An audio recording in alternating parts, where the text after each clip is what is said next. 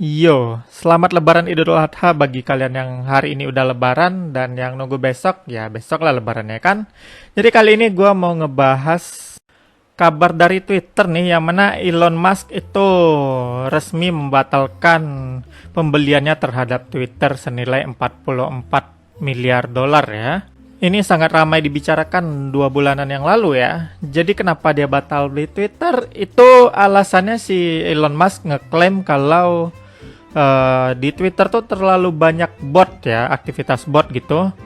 Kalau sementara dari Twitter sendiri ngeklaim aktivitas bot mereka itu kurang dari 5% per hari jadinya dari aktif usernya. Tapi Elon mengatakan botnya itu lebih banyak daripada yang Twitter bilang, bahkan bisa mungkin 5 kali lebih banyak lah gitu. Jadi kalau 5 kali lipat dari 5%, mungkin 25% user Twitter adalah bot ya, kata Elon. Dan dia bilang itu melanggar perjanjian mereka, yang mana akhirnya Elon menarik diri dan mundur dari deal tersebut ya. Apakah ini juga bagian dari rencana dia atau mungkin keadaan tidak terduga? Ya kita juga nggak tahu sih apa yang sebenarnya Elon Musk pikirkan gitu. Tapi di berita lain juga pada bulan Juni kemarin sempat dibicarakan kalau dia mecat banyak karyawan Tesla ya. Pabriknya juga udah ada yang tutup dan nggak menguntungkan, dan ya isunya Tesla terancam bangkrut gitu.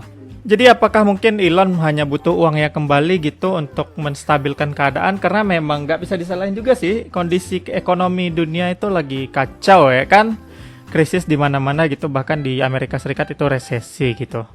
Tapi ya sepertinya rencana Elon untuk mundur dari deal Twitter ini nggak berjalan dengan selancar itu ya.